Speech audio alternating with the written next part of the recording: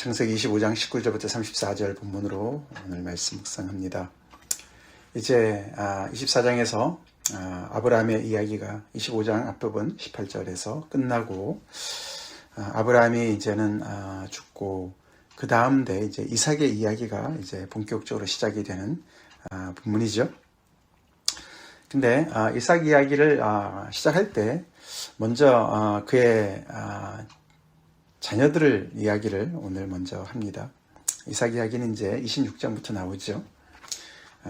그 이삭이 아내 리브가를 어떻게 맞이했는지 24장에서 자세하게 우리가 봤고, 참 하나님의 놀라운 축복 가운데 이렇게 약속의 자녀, 참 그 하나님께서 주신 그 아브라함에게 주신 약속을 이제 이삭이 정말 이렇게 하나님께서 그 정말 기적적으로 그렇게 아브라함에게 주셨고, 그 이삭이 또 이렇게 기적적으로 리브가를 또 만나게 되어서 이제 이렇게 결혼했으니까 당연히 모든 것이 다 순조롭게 진행될 것 같지 않습니까? 근데 오늘 그 자녀를 얻는 과정을 이야기를 하는데 쉽지 않았습니다. 그렇죠? 이삭이 40세에 결혼을 했는데 자녀를 얻은 것은 20년 후인 60세에 얻었다, 이렇게 기록을 합니다. 리브가가 임신을 하지 못했습니다. 오랫동안 임신하지 못했어요. 그래서 결국은 기도해서 하나님께 간구해서 결국은 그 기도 응답으로 자녀를 얻게 되었다고 기록하고 있습니다. 겉으로는 모든 조건이 다 구비된 것 같은데, 근데 어떻게 부림이 될지를 어떻게 알았습니까? 그렇죠? 그의 부모 세대 아브라함과 사라도 마찬가지였어요. 그렇죠? 자녀가 없었습니다. 그런 중에 하나님께서 개입하셔서 또 정말 그렇게 이삭을 주신 것처럼 그 다음 때인 이삭과 리브가 그때에도 또다시 한번 이 모든 미래가, 앞으로 펼쳐지는 미래가, 다음 세대가 보통 가정 같으면 그냥 건강한 부부가 만나면 금방 자녀가 생길 수도 있었을 것 같은데 이 가정은 그렇지 못하는 것을 보여주고 있어요. 다시 말해서 미래가 누구의 손에 달려있다고요? 하나님의 손에 달려있다라는 것을 보여주는 것이죠. 미래는 우리가 만들어가는 것이 아니죠. 우리의 힘으로, 우리가 모든 조건이 갖춰졌다고 우리가 스스로 일궈내는 것이 아니다. 오직 미래는 하나님으로부터 선물로 받는 것이다 라는 것을 믿는 가정은, 약속의 가정은 기억해야 된다는 것입니다. 우리 이걸 잘 기억합시다. 아멘. 우리 어저께도 교회에 대한 이야기 우리가 배웠습니다. 목적이 이끄는 삶에서 우리가 나름대로 모든 것이 조건이 다 구비된 것 같고 우리 교회가 이런 거 좋고 저런 거 좋아서 당연히 부흥이 될 것 같은데 안 되는 그 이유가 뭘까? 우리 그런 얘기 해봤습니다. 그렇죠? 다른 건 몰라도 우리가 잘하고 잘못하고를 떠나서 우리는 하나님께서 정말 세우신 하나님의 교회입니다.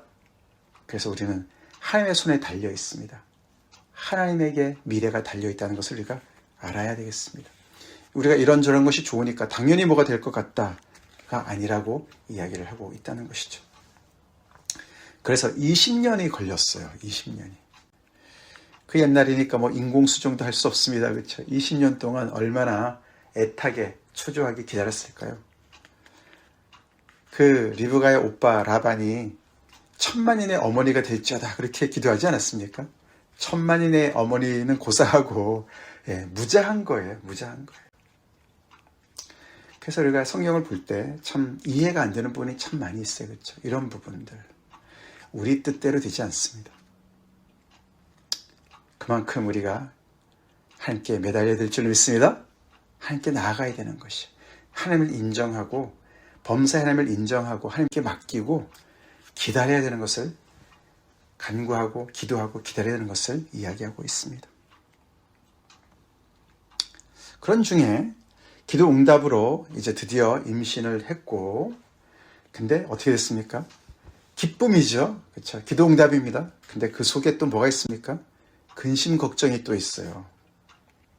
그렇죠? 그게 인생이에요. 그렇죠? 좋은 거 안 있으면 얼마나 좋겠습니까? 근데 하나님께서 선물을 주시는데 그 안에 뭔가 또 문제가 있는, 갈등이 있는 것을 같이 주셨습니다. 뭡니까? 기도를 너무 세게 했나 봐요. 그렇죠? 쌍둥이가 생긴 거예요. 그 뱃속에서 막 이렇게 뭐가 그냥 너무 힘든 거죠. 그래서 어찌할꼬 왜 이렇게 뭐가 문제가 되는가. 내 속에서 서로가 싸운다. 이렇게 가서 하나님께 물으니까 하나님께서 23절에 알려주시는데 그 뱃속에 두 국민이 있다. 두 민족이 내 복중에서 서로가 나누이고 싸우고 있다. 근데 그 두 족속이 그냥 똑같이 은혜를 받으면 얼마나 좋겠습니까? 근데 한 족속이 다른 족속보다 강하고 그것이 큰 자가 어린 자, 형이 동생을 그렇게 다스릴 것 같은데 그게 아니고 뭐라 했습니까? 큰 자가 어린 자를 섬길 것이다. 그렇게 알려주셨어요. 하나님께서 주신 선물이 그 안에 두 아들, 쌍둥이인데 그 쌍둥이가 세상의 그런 어떤 기준과 관습으로 보면은 형이 아우를 다스리고 아우는 형에게 또 순종하고 그렇게 해야 되는데 하나님께서 이미 정해놓으셨어요. 그들이 태어나기 전부터 하나님의 뜻은 큰 자가 어린 자를 섬기게. 그래서 이 큰 자의 족속이 어린 자의 족속을 섬기게끔 그렇게 하나님께서 정해놓으신 거예요. 우리가 앞에서도 이삭과 이스마엘 봤습니다. 그렇죠? 그때는 그렇죠. 하나님께서 정해놓으신, 하나님께서 주신 그런 그 약속의 그 자녀를 통해서 하나님의 그 뜻이 내려가는 것은 당연했습니다. 그렇죠? 아브라함의 같은 아브라함의 씨라 할지라도 후손이라 할지라도 사라의 또 자녀들과 또 그두라의 자녀들, 하갈의 자녀들이 다 이렇게 나눠졌습니다. 그렇죠? 하나님의 뜻은 이삭을 통해서 내려갔습니다. 그건 어느 정도 이해가 될 수 있어요. 그렇죠? 하나님께서 아브라함과 사라를 통해서 주시는 그 씨를 통해서 하나님의 뜻이 내려가는 거니까. 근데 오늘은 말이죠.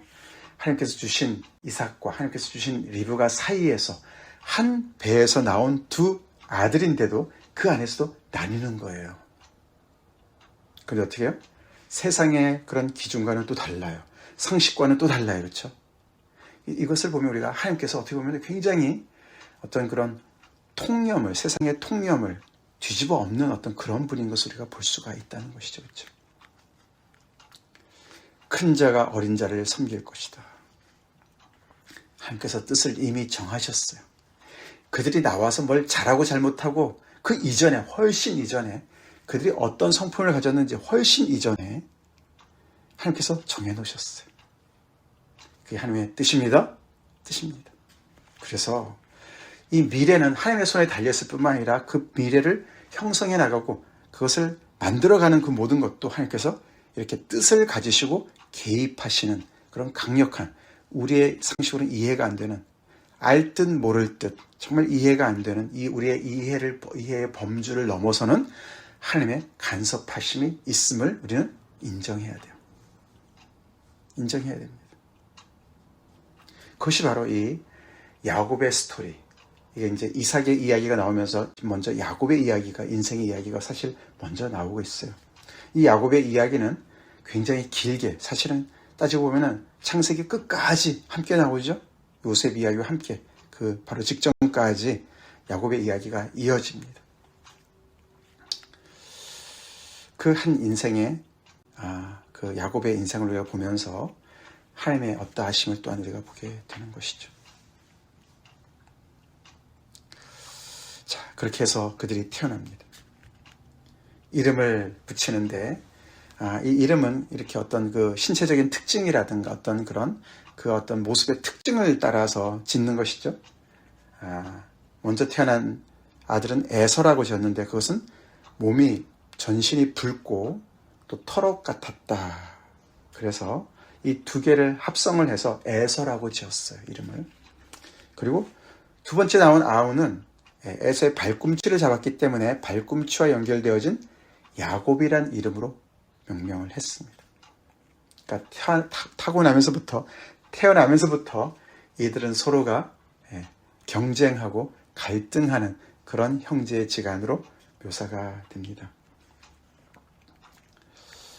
특별히 두 번째 나온 야곱이 아마 먼저 나오고 싶었나 봐요. 그렇죠? 그러니까 형의 발꿈치를 쥐고 나왔어요. 자, 그래서 이 에서와 야곱의 그 정말 평생을 두고 서로가 갈등하는 그 이야기가 앞으로 펼쳐지지 않습니까? 그것이 벌써 이렇게 태어날 때부터 보였고, 근데 그것은 그들의 잘못이 아니라, 그들의 성격의 문제가 아니라 이미 하나님께서 정해 놓으신 그 뜻에 따라서 그들이 그렇게 뭔가 이렇게 모습이 결정되어진 것 같은 그런 모습을 보여주고 있어요. 그런 상황 속에서 또 그 다음에 27절, 28절의 말씀에 보면 이 엄마 아버지의 사랑도 나뉩니다. 그렇죠? 아버지는 에서를 더 좋아했어요. 왜냐하면 에서는 사냥꾼이었기 때문에 많은 그런 그 사냥감을 가져오니까 고기를 좋아하니까 그래서 아들을 사랑했다 그러고, 반면에 엄마 리브가는 야곱을 더 사랑했다. 야곱이 조용한 사람으로서 장막에 거주하면서 엄마 일을 많이 도와줬나 보죠. 그렇죠? 그래서 이렇게 엄마 아버지의 사랑도 나뉘는, 그래서 계속 이들의 그 관계성 속에서는 늘 갈등이 끊이지 않는 그런 모습으로 그려지고 있습니다. 하나님께 기도해서 얻은 아들들인데 그 안에 갈등이 있어요. 자기들 안에도 갈등들이 있어요. 그것이 우리의 인생이죠. 우리 인생입니다. 예수님 믿으면 모든 것이 다 100% 좋으면 얼마나 좋겠습니까? 근데 그 안에 우리가 이해 못할 갈등들이, 긴장들이 있는 것이죠. 그것을 통해서 어떻게 됩니까? 하나님의 뜻이 이루어지는 줄 믿습니다. 하나님의 뜻이 이루어지는 것이죠. 그래서 이들의 갈등과 이 긴장의 첫 번째 이제 그 스토리가 오늘 29절부터 34절에 나오는데, 그게 바로 팥죽 사건이죠. 팥죽 사건이에요. 우리가 너무나도 잘 아는 그 이야기입니다. 이날도 야곱은 장막에 있었고 엄마 일을 도와줬나 보죠. 죽을 쓰고 있었습니다. 그렇죠? 이게 이제 팥죽이죠. 붉은 것이니까 우리가 팥죽이라고 번역을 하죠. 근데 에서는 평소와 같이 또 들에 가서 사냥을 하고 돌아왔습니다. 근데 얼마나 잡았는지 얘기는 안 하고 그가 굉장히 피곤하고 배가 고픈 것을 얘기합니다. 그래서 배가 고프니까 동생 야곱한테 그 붉은 것을 내가 좀 먹자, 팥죽을 좀 먹자라고 얘기를 하니까 그냥 주면 좋겠는데 동생이 기회는 찬스다 그러고는 형한테 어떻게 해요? 딜을 합니다. 그렇죠? 흥정을 해요. 형의 장자의 명분을 나한테 팔아. 그럼 내가 줄게. 이렇게 얘기를 했습니다. 야곱은 아마 두 번째 태어난 것이 계속 그의 인생에 이렇게 남아있었던 것 같고 어떻게든지 그것을 쟁취하려고 하는 어떤 그런 그 욕심이 있었던 것 같죠. 그래서 야곱은 늘 이렇게 계산하고 조용히 계산하고 뭔가 자기가 원하는 것을 이렇게 얻으려고 하는 어떤 그런 모습이 벌써 보입니다. 뒤에 갈수록 더 많이 보이죠. 근데 에서는 거기에 비해서 굉장히 단순했던 것 같죠. 내가 지금 정말 배고파 죽겠는데 장자의 명분이 무슨 소용이냐 그러면서 좀 달라고 얘기하니까 그냥 안 줍니다. 그렇죠? 맹세하라고 그럽니다. 그렇죠? 야곱이 굉장히 또 주도 면밀해요. 그렇죠? 빈틈이 없어요.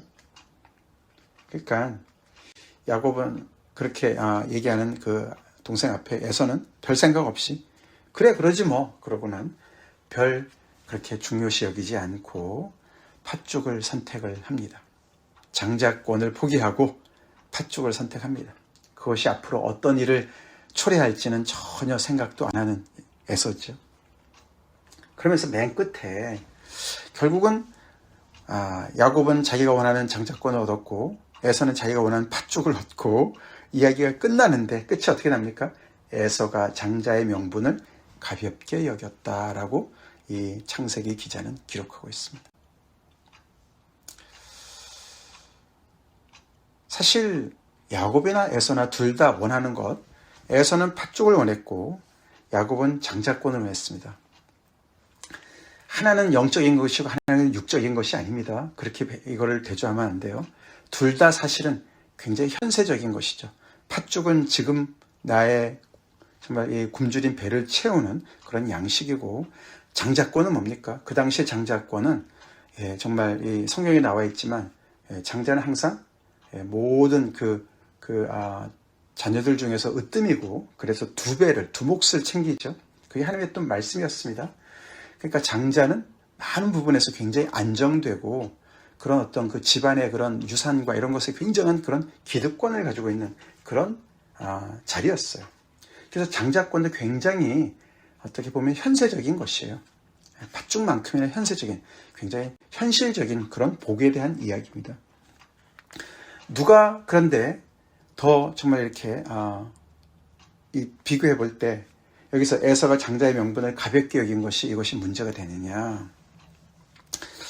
그것의 사실 본질적인 차이는 뭘까요? 팥죽과 장자권의 그 사이에서 그 차이는 뭘 것 같습니까? 첫 번째로는요, 장자권은 당장 내가 얻는 게 없어요. 그렇죠? 당장 얻는 게 없어요. 그 시간이 중요합니다. 팥죽은 당장 있는 나의 필요를 채우는 것입니다. 그 차이가 있어요. 또 하나는 뭐죠? 팥죽은 내가 얻는 것이에요. 그렇죠? 내가 취할 수 있는 것이에요. 장자권은 어떻게 해요? 선물이에요. 그렇죠? 기다리면서 앞으로 나에게 선물로 주어지는 것이에요. 그 차이일 뿐입니다. 그것이 사실 이렇게 연결을 해보면 굉장히 중요한 차이를 보여주죠. 결국 우리가 눈앞에 나의 지금 필요를 채우는 것을 내가 취할 것이냐, 아니면 시간이 걸려도 나에게 주어지는 선물을 내가 바랄 것이냐, 그 차이인 거예요.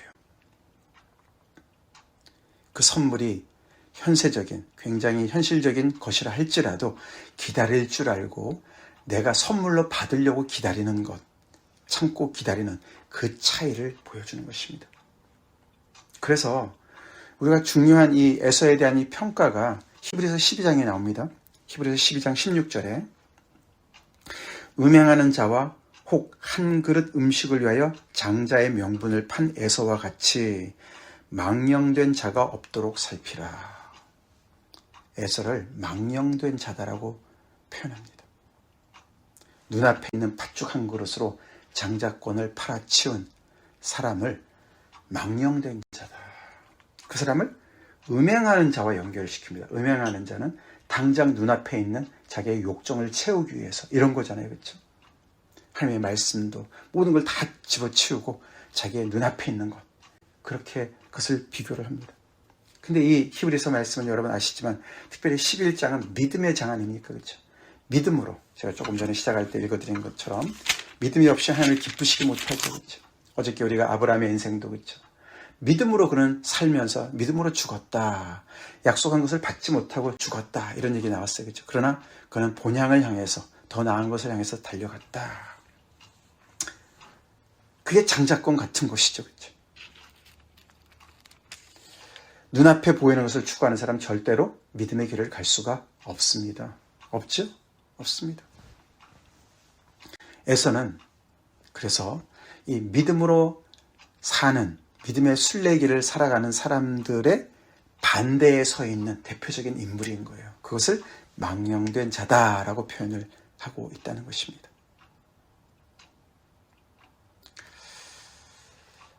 그래서 우리가 오늘 이 말씀을 통해서 우리 자신을 돌아봅시다. 아멘. 돌아봅시다. 우리 인생 가운데서도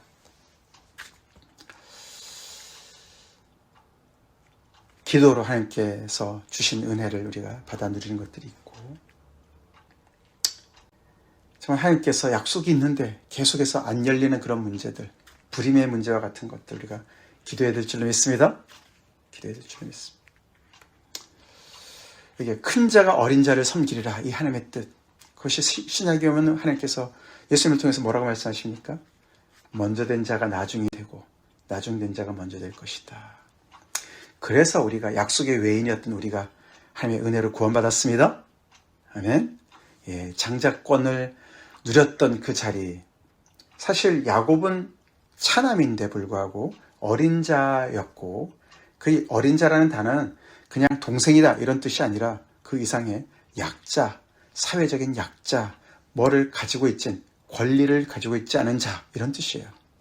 그래서 신약에 와서는 그것이 정말 세리와 죄인, 그런 정말 종교적인 의에 사로잡힌 자들이 아닌 정말 하나님 앞에 은혜를 정말 너무나 간구하는 가난한 자들을 얘기하는 것이었습니다.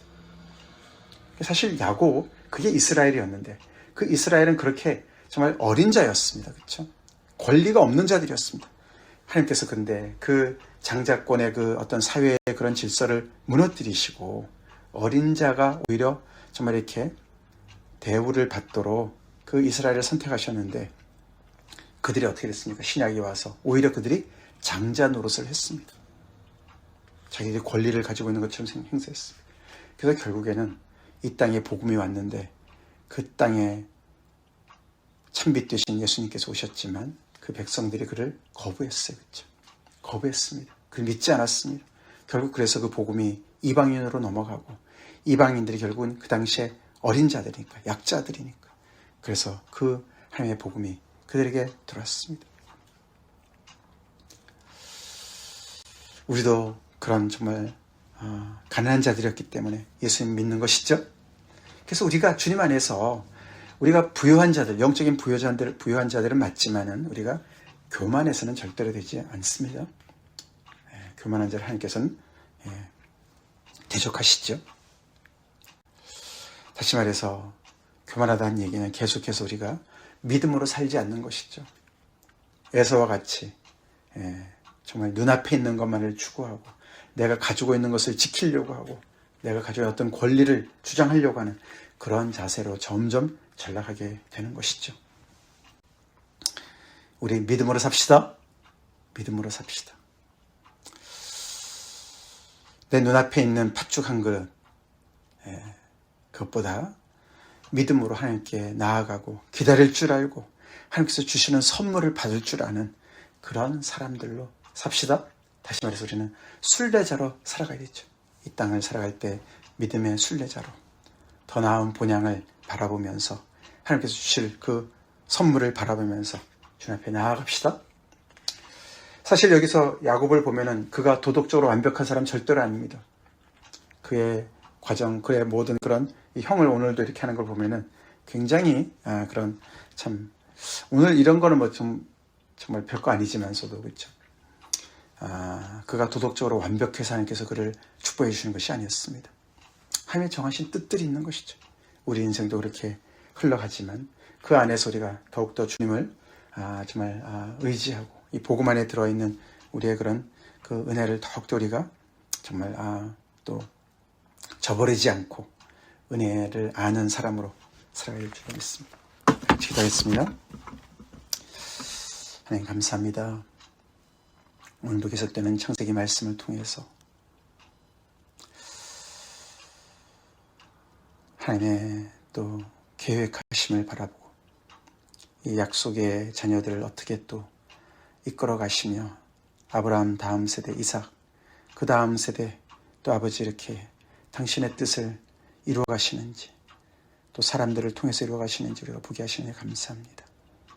아버지 우리의 삶 속에서도 하나님의 주권을 인정하고 하나님의 섭리를 인정하고 또 그 안에서도 아버지 우리가 정말 믿음으로 하나님의 은혜에 또 정말 반응하는 삶 살기를 간절히 기도합니다. 행여나 우리가 에서와 같이 눈앞에 있는 팥죽 한 그릇 때문에 나의 필요를 채우기 위해서 아버지 다른 모든 가치들을 다 저버리는 망령된 삶을 살지 않도록 늘 지켜주시고 아버지 믿음으로 주님 앞에 나아가고 하나님께서 주시는 선물을 구하고 간구하고 기다리고 아버지 그것을 소중히 여기고 그것을 추구하는 그런 믿음의 순례자로 살게 하여 주시옵소서. 강한 자가 큰 자가 어린 자를 섬기리라고 말씀하신 하나님의 그 귀하신 그 복음을 저희가 듣습니다. 아버지 가난한 자가 오히려 복이 있다고 하신 주님의 말씀 저희가 믿습니다.